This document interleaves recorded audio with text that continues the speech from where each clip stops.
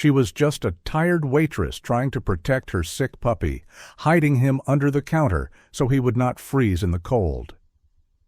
When wealthy strangers laughed at her and one of them lifted his foot to kick the box, she did not scream, she did not fight. She only closed her eyes and prayed. She believed no one would come because people like her were used to being ignored. But she did not know that just outside the door, a quiet man and his loyal dog were already watching. And in that small diner by the lake, God was about to turn a moment of cruelty into the beginning of a miracle. Cold swept in from the lake before night had fully settled, riding on thin rain that cut sideways through the streets of the small Midwestern town. The docks groaned under the wind, and water slapped against wood with restless impatience. The town itself was little more than a curve of road, a few dim storefronts, and one diner that kept its lights on long after most places had gone dark, a warm square of yellow in a world that had already turned gray. Inside the diner, heat fogged the windows and softened the sharp edges of chipped tables and worn vinyl seats. Coffee steamed, plates clinked, and a low radio murmured near the kitchen. The door opened and closed often, letting in bursts of cold that made people pull their coats tighter and hurry through their meals. Eliza Moore moved quickly between tables, her steps light, her tray balanced with practiced ease.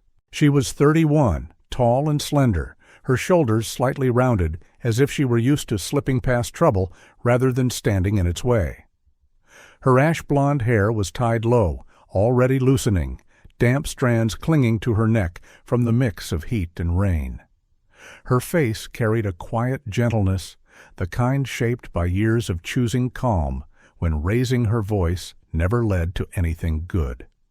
Growing up with anger that arrived without warning had taught her to stay steady, to keep things smooth, and at work that steadiness had become her shield. Near the window sat a group that did not belong to the town, their clothes too new, their laughter too loud. The man closest to the aisle leaned back with careless comfort, dark hair neatly styled, a polished watch catching the light whenever he moved. Beside him, a woman with sharp cheekbones and flawless makeup watched the room with bored impatience. Two others sat across from them, already loud from expensive drinks and easy confidence. Eliza approached with fresh glasses, careful but moving fast, knowing this table would not tolerate delays. One glass touched the table too close to the edge and tipped just enough for liquid to spill in a thin line. It did not fall, and she was already reaching for a cloth, but the woman's laugh cut through the diner. "Are you serious?" she said. "Do you even know what you're doing?" "I'm sorry, ma'am," Eliza said at once, already wiping the table. Her voice stayed soft, steady, trained not to invite more attention. The man waved a hand without even looking at her. "Relax.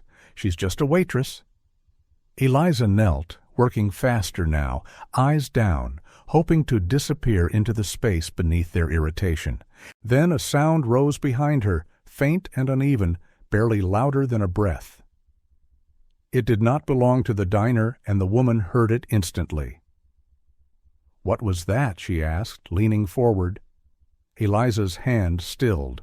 Her body shifted without thought, placing herself between the counter and the booth. "It's nothing," she said too quickly, and that was enough to make the man stand. He stepped closer and bent to look under the counter. Tucked in the shadows was a small cardboard box, damp at the edges. Inside, a tiny German Shepherd puppy trembled, black and tan fur dull with cold, ribs faint beneath his thin coat. He could not have been more than a few months old, ears too large for his head, eyes wide and tired. When he whimpered again, it sounded weak, almost apologetic. "That's a dog," the woman said, her mouth tightening. "You brought an animal in here?" "He's sick," Eliza said, moving quickly now, stepping fully in front of the box. "It was raining. I just needed to keep him dry." The man's smile sharpened. "Not my problem," he said, lifting his foot as if the box were nothing more than something in his way. Outside, under the narrow awning, Graham Whitaker worked with quiet focus, rain darkening the shoulders of his canvas jacket. He was 39, tall and solid, built by years of physical labor rather than careful training. His hair was cut short, streaked with gray at the temples, and his face held the calm lines of someone who had learned that reacting too fast could cost more than time. Tools lay arranged neatly by his boots, and his hands moved with efficient certainty along the exposed wiring of a faulty light fixture. Graham took jobs like this because they paid cash and because small towns always had things breaking at the wrong time. He spoke little while working, not out of distance, but because he had learned that silence kept the mind sharp and the hands steady. At his side sat Ranger, an 8-year-old German shepherd with a thick black and tan coat and a scar that bent one ear slightly to the side. His body looked relaxed, but his eyes tracked every movement through the glass. Ranger had learned long ago when noise mattered and when stillness mattered more. Movement inside the diner caught Graham's attention. He lifted his head, eyes narrowing slightly as he focused through rain-streaked glass. He saw the waitress crouched low, her body curved forward, and the man stepping toward her, his foot lifting. Ranger shifted, muscles tightening, breath slowing. He did not bark. Graham's hand paused on the wire. He did not yet know the woman's name or why she looked the way she did, tense and protective, but he recognized the shape of what was happening. He had seen it before in places far from quiet lakes and warm diners, moments when a decision waited at the edge of a second. Inside, Eliza raised one arm instinctively, shielding the box with her body. "Please," she said, the word breaking through her calm. "He's just a baby." The man's foot drew back. Outside, Graham straightened, eyes locked on the scene, the rain no longer something he noticed. Ranger rose to his feet beside him, silent and ready, gaze fixed on the door, waiting for what came next. Graham Whitaker saw everything. Graham moved before the moment could harden into something permanent. He crossed the distance from the door to the booth in long, silent strides, his body angling between the raised foot and the box on the floor. He did not shove, did not shout. His forearm met the man's leg and guided it away with a short, controlled turn, redirecting force into empty space. The man stumbled back a step, more surprised than hurt, his confident balance suddenly uncertain. Ranger followed, stopping at Graham's left side, standing tall and still, his dark eyes fixed on the man who had lifted his foot. He did not bare his teeth or growl. He simply held the space, a quiet promise that the room felt even if no one spoke it aloud. The diner went quiet in a way that felt heavier than noise. A few forks froze halfway to mouths. Someone near the counter whispered something that did not become a word. Eliza remained crouched for a heartbeat, arms still wrapped around the box, her breath caught high in her chest as if her body had not yet understood that the danger had shifted. "Step back," Graham said, his voice low and even, not raised, but carrying clearly in the sudden stillness. It was not a threat. It was instruction, delivered in the tone of someone used to being obeyed without argument. The man recovered his footing and straightened, his face flushing with offense more than fear. "You just touched me," he said, louder now, as if volume might restore control. His watch flashed when he lifted his hand to point. "Do you know who I am?" Graham did not answer. He did not look away either. His attention stayed where it needed to be, tracking the man's shoulders, his hands, the way anger shifted his weight forward. Graham had learned long ago that words mattered less than movement when tempers rose. Eliza finally stood, lifting the box carefully, cradling it against her chest. Up close, the puppy looked even smaller, his breathing shallow, his body too light in her arms. His head rested against her collarbone, ears folding awkwardly as he shifted. She pressed her cheek briefly against the damp cardboard without realizing she had done it, then looked up at Graham with wide, uncertain eyes. "I'm sorry," she said automatically, the habit of apology rising even when she had done nothing wrong. Graham shook his head once. "You didn't," he said. The woman from the booth rose as well, arms crossing over her chest, bracelets clinking sharply. "This is a private business," she said, her voice tight with anger that had nowhere clean to go. "You can't just walk in here and start a fight." "No one started a fight," Graham said, "but someone was about to hurt her." The woman scoffed. "Over a dog?" Before Graham could answer, the door opened and a rush of cold air swept in with two figures in dark jackets. The first was a broad man in his late 40s with thinning hair and a posture worn down by long shifts on hard floors. His name tag read Tom, and his eyes moved quickly, measuring the room, already tired of whatever he had walked into. Behind him stood a younger officer, tall and lean, with alert eyes and a cautious stillness that suggested he had not yet learned to stop caring. "What's going on?" Tom asked, his gaze flicking from Graham to the well-dressed group, then to Eliza clutching the box. "He attacked us," the man from the booth said immediately, pointing at Graham. "Out of nowhere."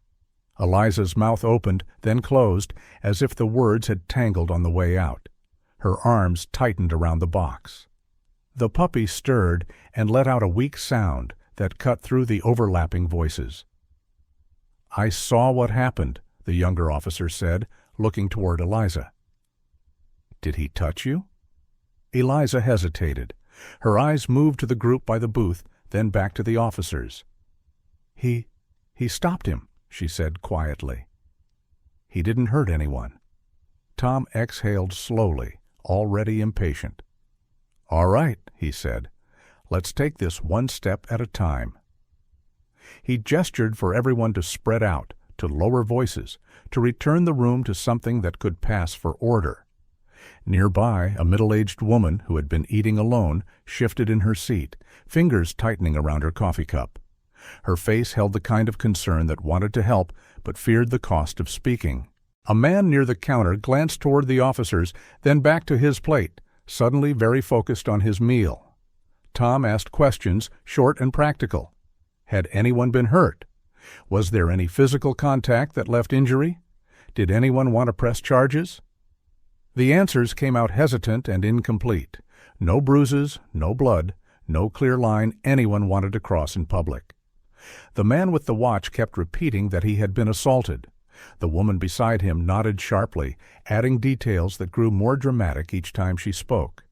But when Tom asked if they wanted to file a formal complaint and stay to give full statements, their confidence wavered just enough to be noticed.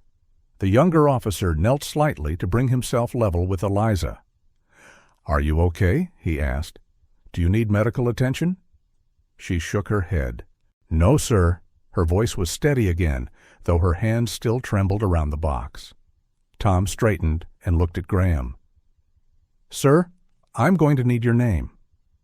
"Graham Whitaker." "You live in town?" Graham nodded. "Just working here tonight." Tom sighed, rubbing a hand over the back of his neck. "Here's the situation. There's no visible injury, no witnesses willing to make a statement that supports an arrest, and no one seems interested in staying long enough to sort this out properly. I'm going to file a report, but that's where this ends for now." The man from the booth scoffed. "That's it?" "That's it," Tom said, already turning away, clearly finished with the conversation. The group gathered their coats, their movements stiff with wounded pride. The man shot one last look at Graham, something sharp and calculating in his eyes, then turned and walked out into the rain, the others following close behind. As the door closed, the diner's noise slowly returned, cautious at first, then settling back into its earlier rhythm. Plates clinked. Someone let out a breath they had been holding. Eliza stood frozen for a moment, then looked down at the box in her arms, as if checking that the puppy was still real, still there. His breathing was shallow but steady, and his eyes fluttered open briefly before closing again. "Thank you," she said to Graham, the words quiet but full. Graham nodded once. "You should get him warm," he said. "I was trying," she replied, her voice catching. "I didn't want to leave him outside in that rain." Ranger stepped closer, lowering his head slightly to sniff the edge of the box, then sat, calm and patient, as if standing guard over something fragile. The younger officer watched them for a moment longer, then turned to Tom. "We should at least take her statement," he said. Tom shook his head. "No injuries, no charges. We're done here." They left soon after, the door closing behind them, taking the last of the official authority with it. Eliza shifted her weight, unsure what to do now that the danger had passed, but the fear had not. The manager stood near the counter, a thin man with carefully combed hair and a permanent crease between his eyebrows, watching from a distance. He did not approach, but his expression held more concern for disruption than for what had nearly happened. I should get back to work," Eliza said, though she did not move. Graham studied the room, then her. "You might want to take a minute," he said, "and get him somewhere warmer." She nodded, clutching the box tighter. "I will." Outside, the rain had not let up. The wind had shifted, pushing colder air in from the lake. Graham pulled his jacket tighter and glanced down at Ranger, who was already watching the door, alert again, as if the danger had only stepped away, not vanished. Inside, Eliza stood alone for a moment, holding the small, fragile life she had tried to protect, watching the door where the group had left, her unease settling deeper instead of fading. Morning came gray and slow, the rain easing into a thin mist that clung to the lake like a reluctant guest. The town woke quietly, docks creaking, shop windows still dark, the diner already warm with the first pot of coffee and the smell of frying oil. Eliza Moore arrived early, not because she was scheduled to, but because she had barely slept and needed the comfort of movement, something to keep her hands busy while her mind stayed still. She carried Benny close to her chest as she stepped through the back door, his small body wrapped in a thin towel that had long since stopped being white. His fur felt warmer than the night before, but his breathing was shallow and uneven, and every now and then his body shuddered, as if the cold were still inside him. Eliza set him carefully in a small cardboard box near the counter, tucking the towel tighter around him before tying on her apron with fingers that would not quite stop shaking. The manager stood by the register, already dressed in a pressed shirt and neat slacks, his hair combed carefully into place. His name was Harold Pierce, a man in his early 50s who had once been friendly enough but had learned over time that keeping peace with people who spent money mattered more than keeping peace with people who needed jobs. He was thin, carried himself stiffly, and spoke in a voice that rarely rose above polite discomfort, even when delivering bad news. "Eliza," he said, not unkindly, but not warmly either. "We need to talk." She wiped her hands on her apron and stepped toward him, leaving Benny in the box behind the counter. "Is this about last night?" she asked quietly. Harold glanced toward the door, then back at her. "I've had a complaint," he said, "about bringing animals into the diner. It's a health code issue. You know that." "I was just keeping him out of the rain," Eliza said. "He's sick. I wasn't serving food when he was near me." Harold exhaled, rubbing his forehead. "That doesn't matter. The rule is the rule, and people were upset. I can't have trouble tied to this place." Her chest tightened, but she kept her voice steady. "Are you firing me?" Harold hesitated, then nodded once. "I'm letting you go. I'm sorry." The words landed clean and sharp, without drama, without room for argument. Eliza stood still for a moment, then reached up and untied her apron, folding it carefully, as if she were afraid that moving too quickly might make the moment real in a way she was not ready to accept. "I understand," she said, though nothing about it felt understandable. She returned to the counter, lifted the box with Benny inside, and turned toward the door without looking back. No one stopped her. A few customers watched with quiet curiosity, but no one spoke. Outside, the air was cold and wet, and the wind carried the lake's sharp breath across the parking lot. Eliza pulled her jacket tighter and started the short walk back to her small apartment, every step heavier than the last, her thoughts already racing ahead to rent, to vet bills, to how little space there was between her and losing more than she could afford. Across town, Graham Whitaker stood beside his truck, hood lifted, staring down at an engine that refused to cooperate. His hands were black with grease, his knuckles scraped from work done in places too tight for comfort. Ranger sat nearby, watching the street, tail resting still on the ground. Graham's phone buzzed in his pocket. He wiped his hands on a rag before answering. "This is Whitaker." "Mr. Whitaker," a voice said, polite and clipped. "This is Harold Pierce from the Lakeside Diner, about your repair work." Graham leaned against the truck, already sensing where the conversation was headed. "Yes." "We've decided to go in a different direction," Harold said. "Another contractor offered to take over. I won't be needing your services anymore." Graham closed his eyes briefly, then opened them. "I was nearly done," he said. "You still owe me for yesterday." There was a pause on the line, just long enough to feel deliberate. "We'll settle up what's appropriate," Harold replied. "But I don't want any more involvement. After what happened, I need to keep things clean here." Graham did not argue. He had learned long ago that explanations given to people who were already afraid did nothing but waste breath. "Understood," he said, and ended the call. Ranger rose and walked over, pressing his head lightly against Graham's leg.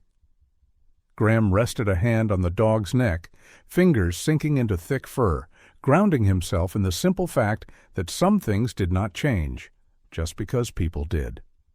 Later that morning, Eliza reached her apartment and set Benny gently on the bed, wrapping him in extra blankets. The room was small and smelled faintly of laundry soap and old wood, but it was warm, and for a moment she let herself believe that warmth might be enough. Her phone rang before she could sit down. The number was unfamiliar. She answered with a quiet, cautious hello. "Eliza Moore," a man said, his voice rough but not unkind. "This is Frank Delaney. I own the building you're renting in." Her stomach tightened. "Yes, sir." "I've had some calls," he continued, "about disturbances, about animals. The lease is clear. No pets." Eliza swallowed. "He's sick," she said. "I can have him gone as soon as he's better." Frank sighed. "I don't want trouble in my building. I'm giving you notice, a few days to clear out." The words felt unreal, like hearing bad news through water. "I just lost my job," Eliza said, not meaning to say it out loud. "I'm sorry," Frank replied, and this time there was more habit than feeling in the words. "But my hands are tied." The call ended, leaving the room suddenly too quiet. Eliza sat on the edge of the bed, one hand resting on Benny's small, warm body, her thoughts racing through numbers that did not add up and days that did not stretch far enough. Benny stirred, lifting his head weakly, eyes blinking as if the light hurt. Eliza brushed a finger gently over his ear. "It's okay," she whispered, though she did not know if that was true. Outside, clouds moved low over the lake, the town going about its business as if nothing had shifted, as if kindness had not quietly turned into consequence in the space of a few hours. Across the street from Graham's place, a neighbor passed by, a middle-aged man with a gray beard and a habit of offering advice, whether it was wanted or not. He nodded at Graham and glanced at the open hood of the truck. "Looks like she's giving you trouble again," he said. "Always does," Graham replied. The neighbor shook his head and continued on, and Graham closed the hood, knowing the problem would wait whether he wanted it to or not. He glanced down at Ranger, who watched him with patient attention, then toward the road that led back to the diner, to the town, to the woman holding a sick puppy and too many worries for one person to carry. Graham did not yet know what he would do next, only that doing nothing had never sat well with him. By noon, Eliza's phone had not stopped buzzing with reminders from bills she could not pay and messages she did not have the energy to answer. Benny's fever had not gone down, and she knew he needed more than blankets and quiet. She pressed her forehead briefly to the wall, breathing slowly, then reached for her jacket, decision forming out of necessity rather than hope. Kindness had already cost her her job and her home. Letting fear decide what came next would cost even more. The road out of town curved through low hills and thinning neighborhoods, streetlights giving way to long stretches of shadow where trees leaned close and the air smelled of wet leaves. Graham drove with steady focus, one hand on the wheel, the other resting near Ranger, who sat upright in the passenger seat, ears alert but posture calm. In the back, Eliza cradled Benny inside a small carrier borrowed from a neighbor who had asked no questions, only pressed her lips together, and handed it over with a nod that meant more than words. They were headed toward a stand of maple trees that grew thick and tall on the edge of state land, where cabins once built for summer fishing trips now stood mostly empty after the tourists stopped coming. Graham had not been there in years, but he remembered the quiet, remembered how the wind moved differently under those branches, softer, as if the forest knew how to keep secrets. Before leaving town, Graham had made one call, standing beside his truck with rain still clinging to his jacket. Harlan Price answered on the second ring, his voice deep and familiar, carrying the steady warmth of someone who had seen too much to waste time on small talk. Harlan was in his early 40s now, broad-shouldered, with a beard that showed streaks of gray he pretended not to notice, and eyes that missed very little. After leaving the service, he had built a small security and logistics company. Nothing flashy, mostly contracts that kept people safe and problems quiet. "I need a place," Graham had said, "somewhere off the grid for a few days. And I need a vet who does not ask too many questions." Harlan had not asked why. "Send me your location," he replied. "I will handle it." Now, as the road narrowed and the trees closed in, Graham saw the faint glow of a single porch light ahead. The cabin was small, built of dark wood, its roof heavy with damp leaves, a narrow porch stretching across the front. It looked tired but solid, the kind of place that had weathered worse than a few nights of rain. Harlan's truck was already there, parked off to the side, lights off. He stepped out as Graham pulled in, tall and solid, wearing a thick jacket and boots worn smooth by long use. His beard made him look rougher than he was, but his eyes softened when he saw Eliza climbing out of the back seat, carefully lifting the carrier. "You must be Eliza," he said, offering a nod that did not crowd her space. "I am Harlan." "Thank you," she replied, her voice tired but sincere. She had learned not to expect help, and it showed in the way she held herself, grateful but cautious, as if kindness were something that might disappear if she leaned on it too hard. Inside the cabin, the air was cool but dry.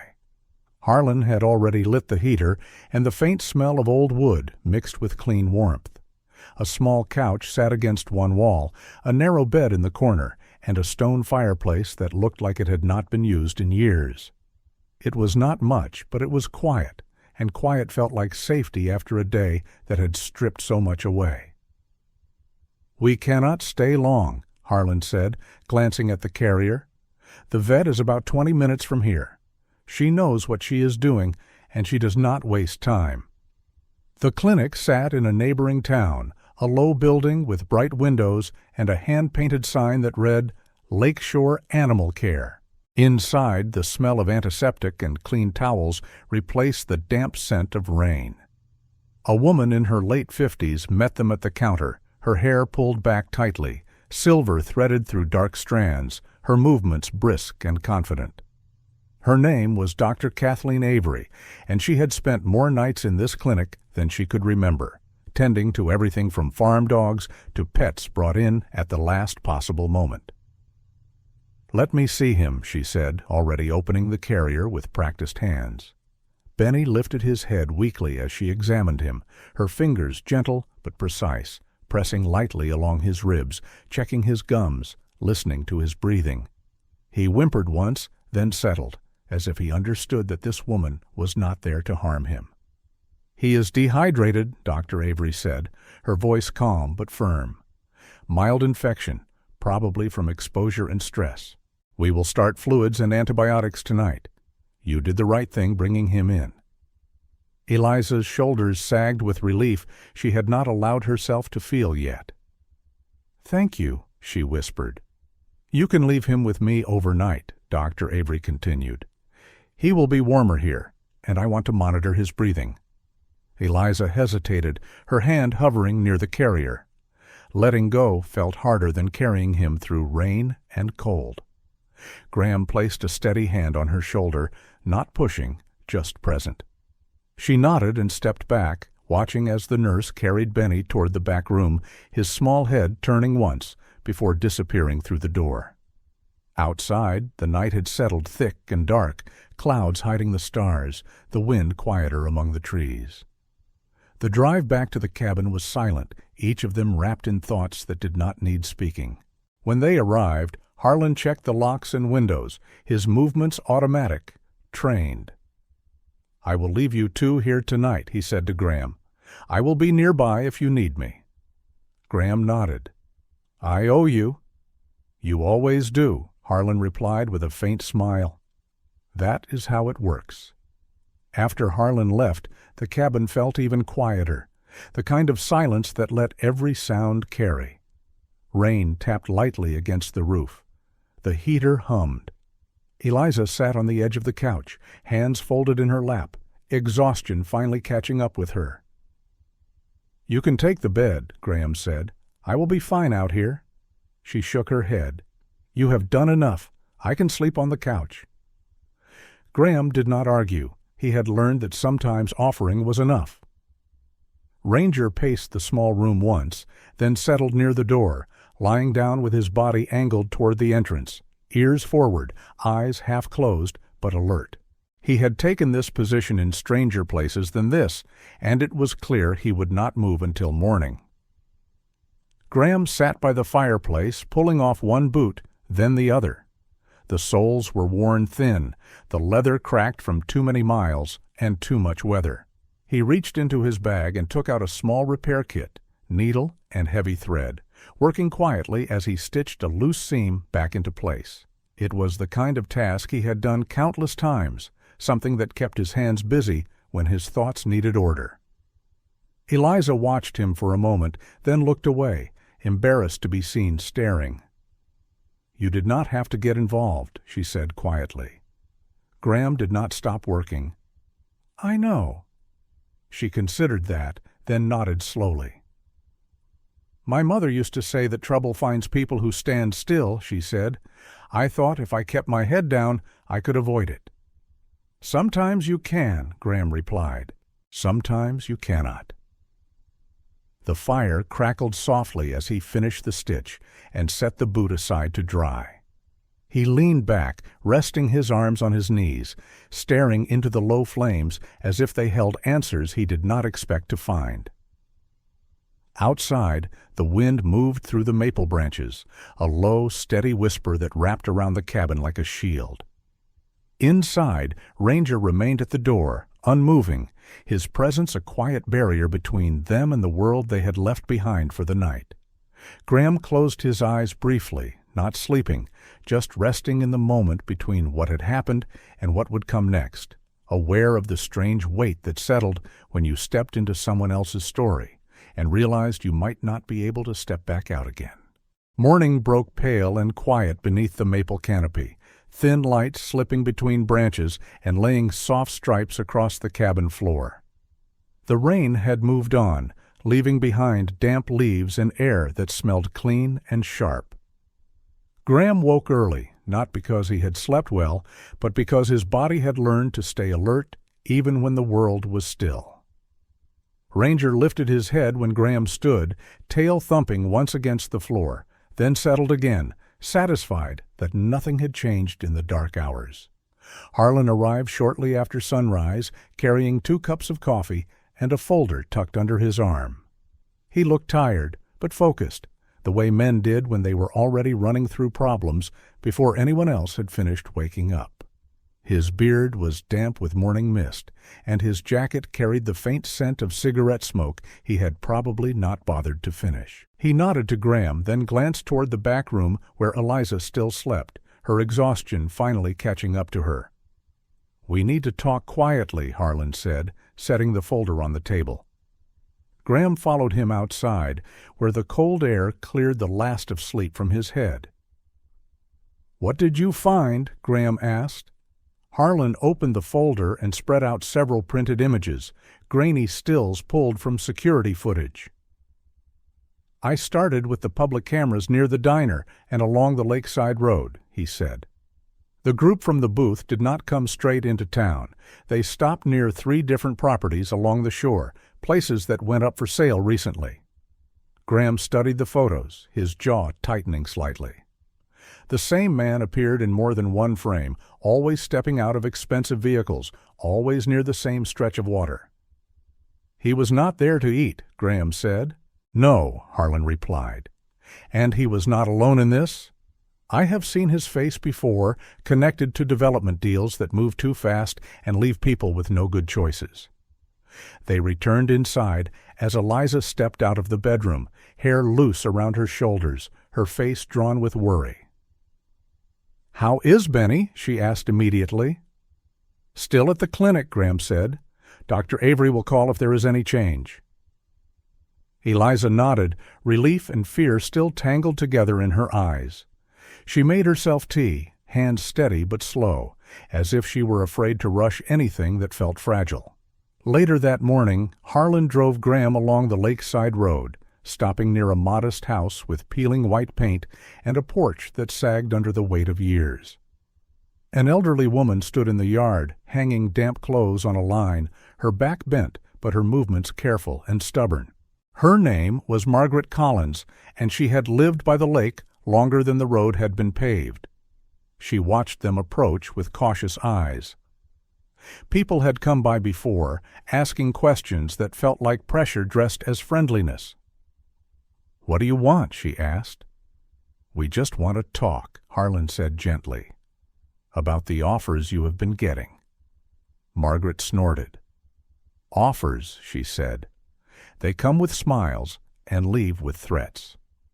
Inside her small living room, the air smelled of old books and lavender soap. Margaret told them how strangers had offered to buy her land, how the price had seemed generous at first, then how letters had started arriving, warning her about zoning changes and taxes she could not afford. When she refused, she said, men began parking near her driveway at night, engines idling long enough to be noticed. "They want the lake," she said, "and they want it quiet." They spoke with 2 more families that afternoon, people who had sold and moved because staying had become unbearable. The stories differed in details, but matched in shape.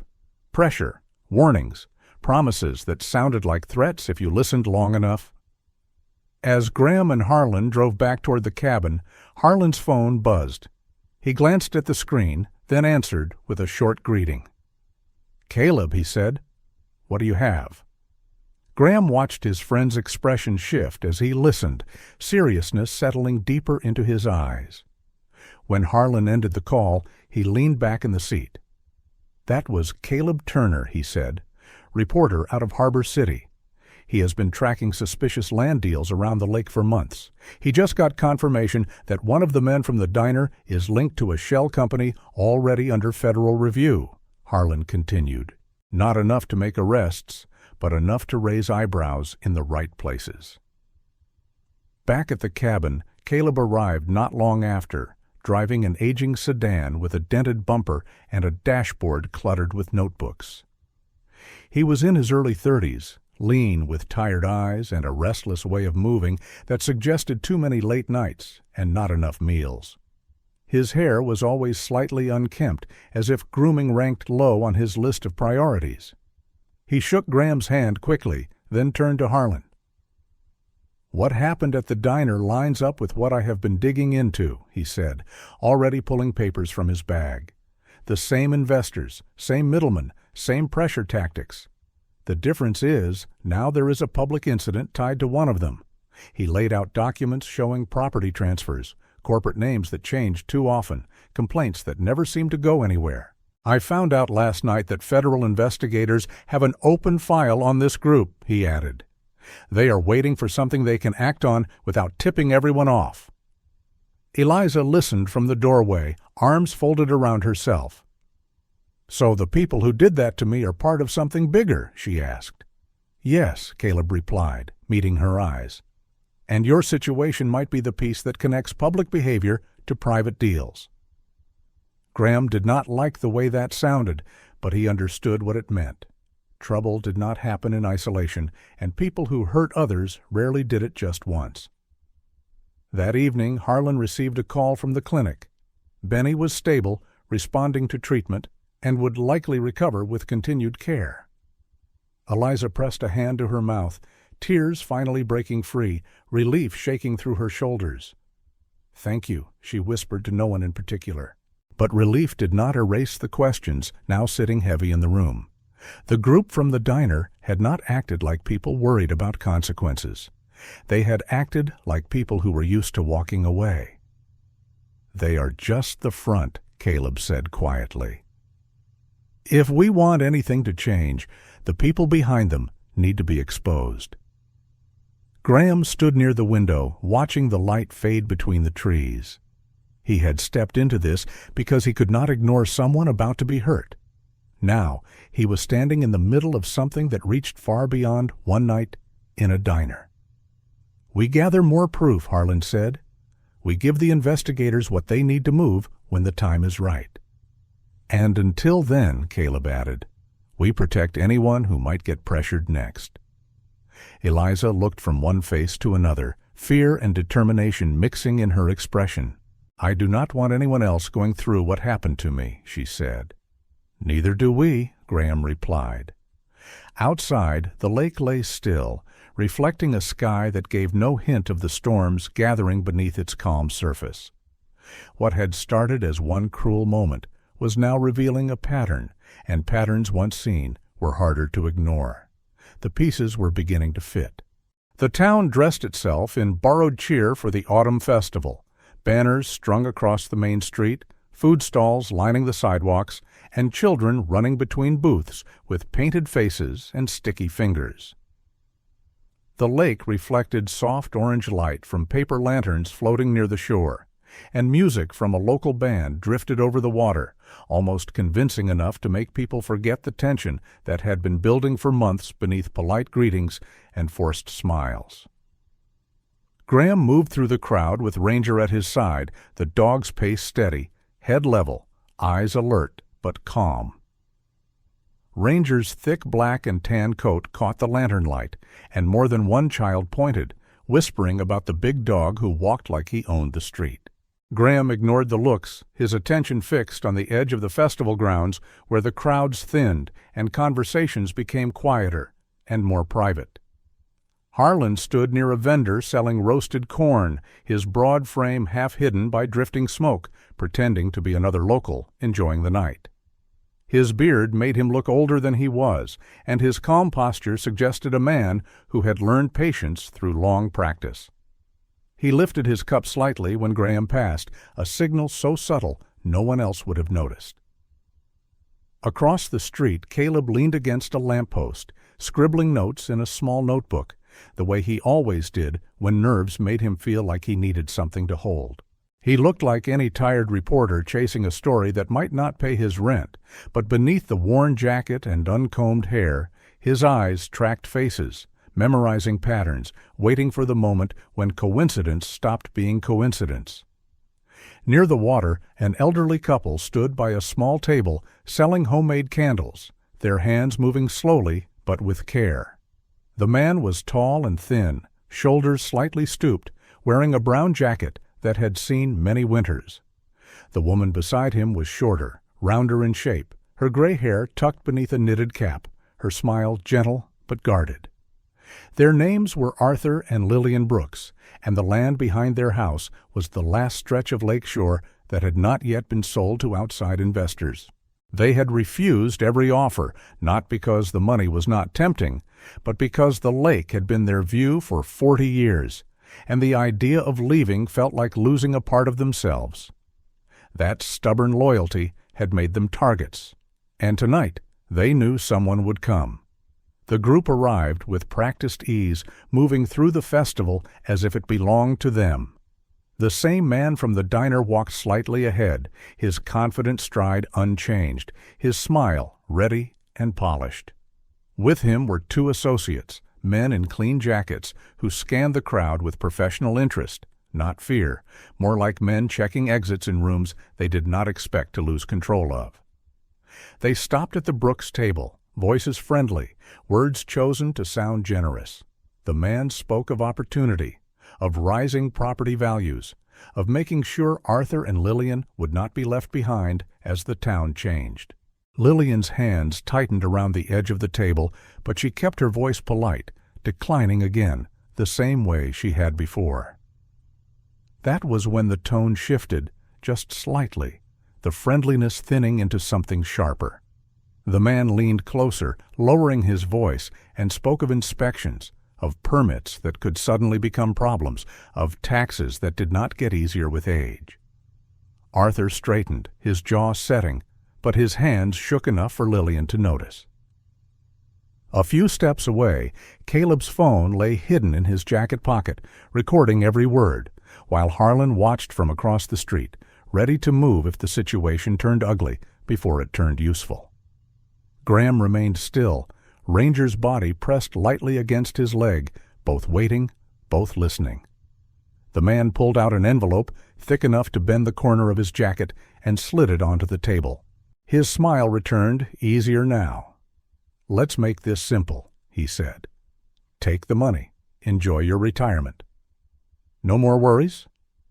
Arthur pushed the envelope back. "We are not selling," he said, his voice quiet but firm. The man's smile faded. "You really want to make this hard," he replied, the warmth gone from his eyes. "Things can change quickly for people who get in the way." That was enough. The threat was no longer hidden in politeness, and the money was no longer just an offer. It was coercion, plain and recorded, delivered while federal eyes were already waiting for a reason to act. Across the street, a small group of men and women stepped out from behind parked vehicles and vendor tents, their movements calm and deliberate, badges catching the lantern light as they came into view. The band's music faltered, a few notes trailing off into confusion as people began to notice that something had shifted. Federal agents moved in quickly, hands raised in clear authority, voices firm but controlled. "Sir, step away from the table," one of them said, eyes locked on the man who had just issued the threat. Shock flickered across his face, followed by anger, then calculation that came too late. His associates froze, then lifted their hands when agents closed in around them. The envelope lay open on the table, its contents suddenly meaningless. Arthur stared, stunned, while Lillian clutched his arm, her breath coming fast, disbelief and relief colliding in her expression. The crowd around them fell into a hush, broken only by murmurs and the sudden awareness that a quiet corner of the festival had become the center of something serious. Graham felt Ranger shift beside him, tension easing slightly from the dog's frame as the danger passed. He placed a hand on Ranger's neck, grounding both of them in the fact that this part, at least, was over. Harlan crossed the street, meeting Graham's gaze with a brief nod. "It is done," he said quietly. Caleb lowered his notebook, hands shaking now that the moment had passed. He exhaled slowly, eyes bright with the knowledge that months of work had finally led to something real. Agents escorted the men away through the stunned crowd, radios crackling with instructions, the festival's cheerful decorations now hanging awkwardly over a scene no one had expected to witness while buying caramel apples and handmade candles. Arthur sank onto a folding chair, his strength leaving him all at once. Lillian knelt beside him, holding his hands, whispering something only he could hear. An agent approached them gently, explaining what would happen next, how they were safe now, how there were people who would make sure no one bothered them again. The music did not start up again right away. People stood in clusters, talking in low voices, glancing toward the place where the arrest had happened, as if trying to understand how close they had been to something darker, hiding behind a night meant for celebration. Graham turned toward the lake, watching lantern reflections ripple on the water. What began as a single act of cruelty in a diner had now pulled open a door that many in this town had pretended was not there. This was not the end, he knew, but it was the moment the truth stopped being quiet.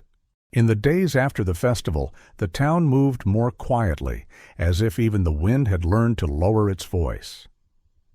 Patrol cars passed along the lakeside road more often, and unfamiliar suits began appearing in places where only fishermen and retirees used to linger. Doors closed early. Conversations dropped when strangers walked by.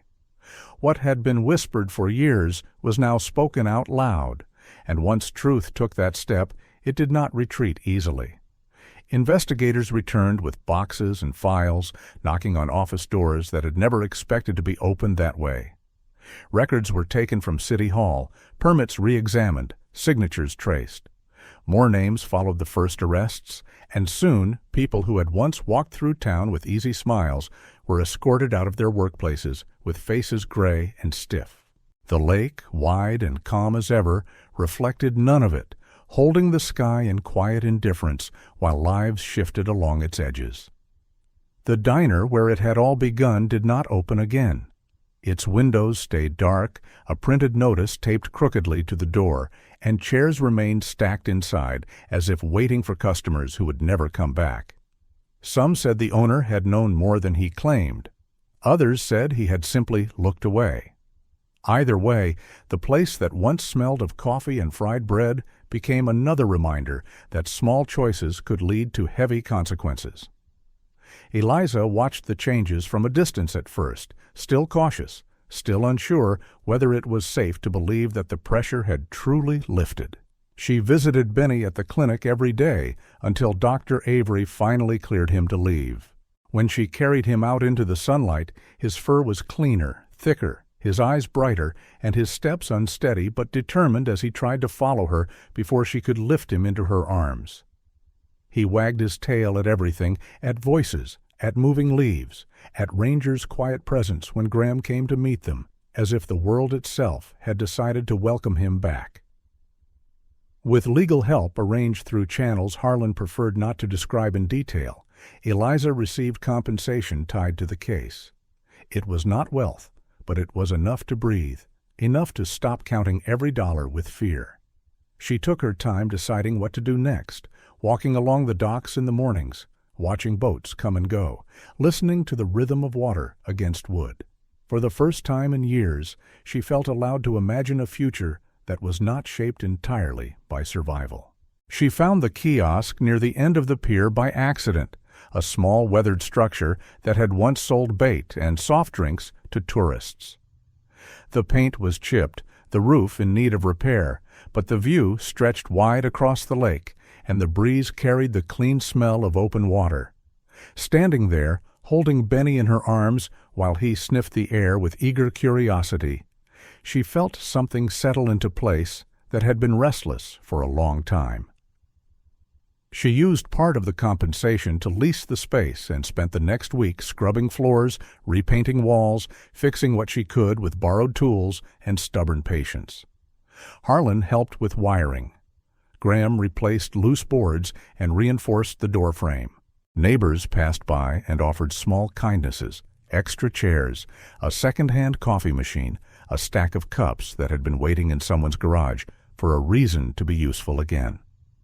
On the morning she finally opened, the sign read simply, Harbor Brew, painted by her own hand, letters uneven but sincere. She served coffee, lemonade, and small pastries she learned to bake late at night in the cabin kitchen. People stopped by out of curiosity at first, then returned because the drinks were good, and the woman behind the counter remembered names and asked how your mother's knee was doing. Benny grew stronger by the day, his paws no longer too large for his body, his steps quicker, clumsier in the joyful way of young dogs discovering their speed. He followed Ranger everywhere, tripping over his own feet as he tried to match the older dog's steady pace.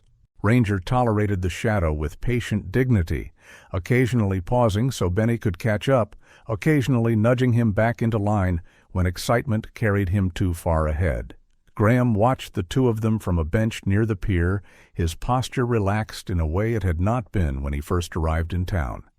He had started helping with community safety, walking late-night routes with volunteers, checking in on older residents who lived alone, fixing lights and locks where they were needed.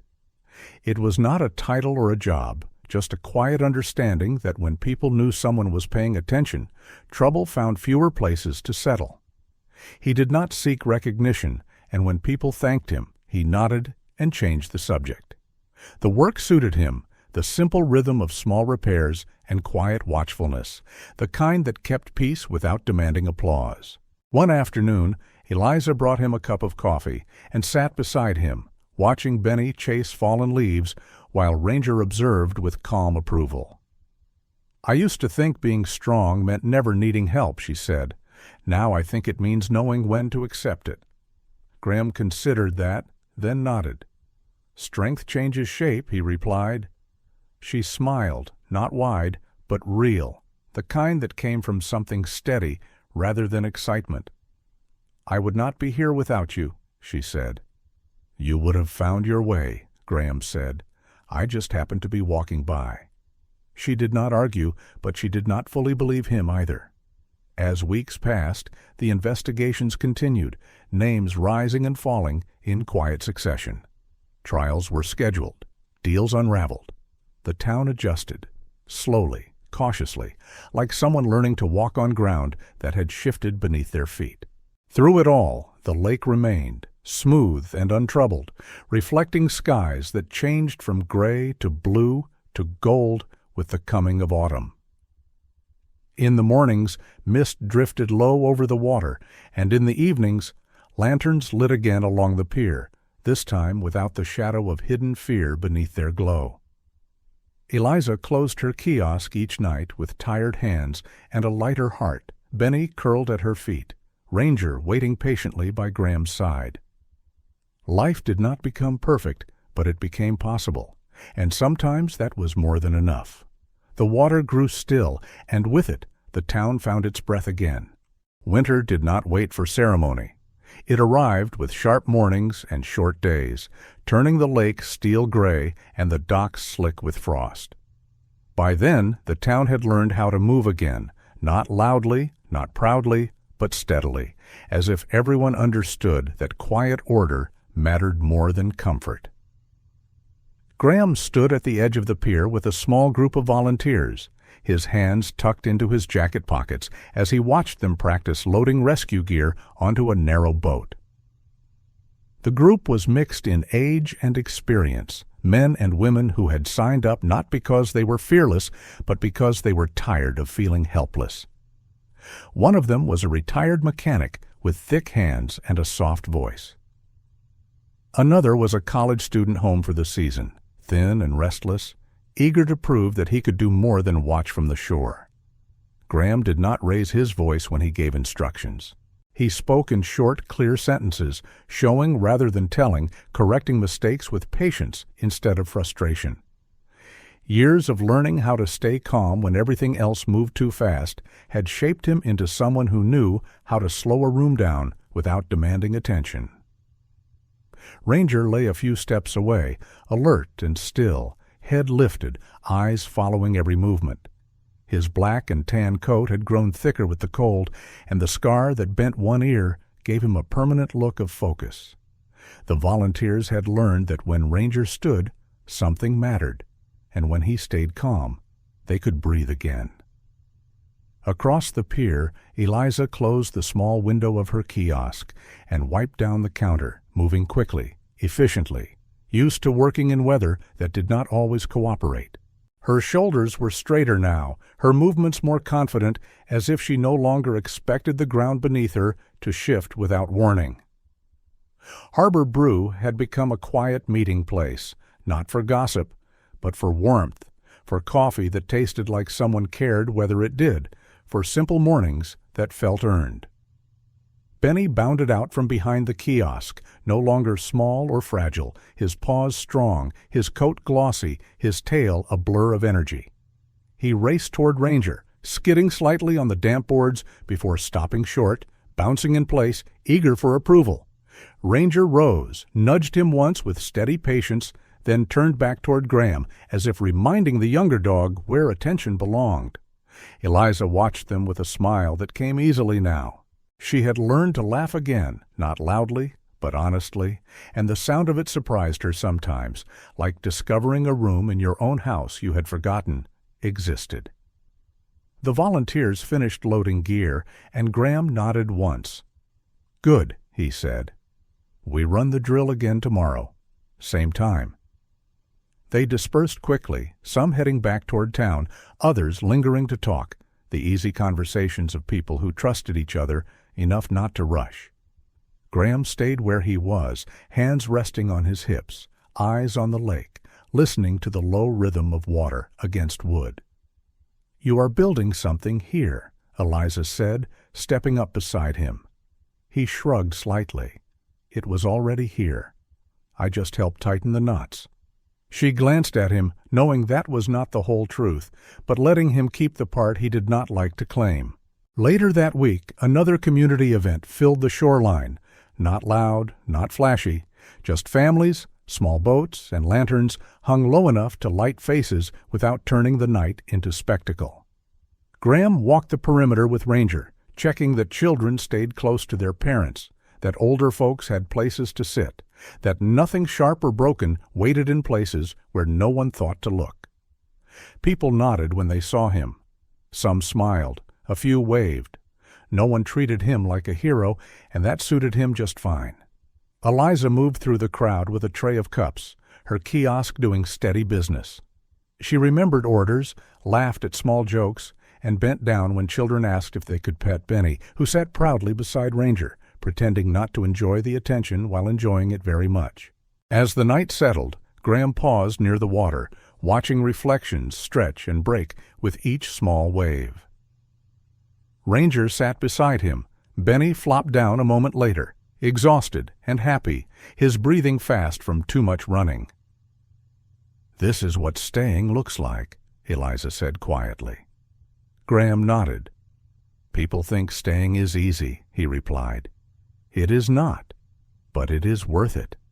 She studied his face, the lines shaped by years of carrying weight without complaint, and understood that he was not talking only about this town. Time moved forward the way it always did, not in grand leaps, but in steady steps. Spring would come, and after that, summer, and the lake would fill with boats again, not owned by those who had tried to claim it, but by people who belonged to it because they showed up when it mattered. Benny grew into his legs, strong and fast, no longer the trembling shape in a cardboard box. He learned to follow Ranger without tripping, to stop when Ranger stopped, to wait when Graham lifted a hand. He learned that guarding did not always mean barking, and that silence could be just as powerful. Eliza learned that home could be built, not inherited, shaped by choice rather than fear. She learned that strength did not mean standing alone, and that asking for help did not make her weak, only human. Graham learned nothing new about himself because he had always known who he was. But he learned that sometimes staying did not mean being trapped. Sometimes it meant finally belonging. The town did not return to what it had been.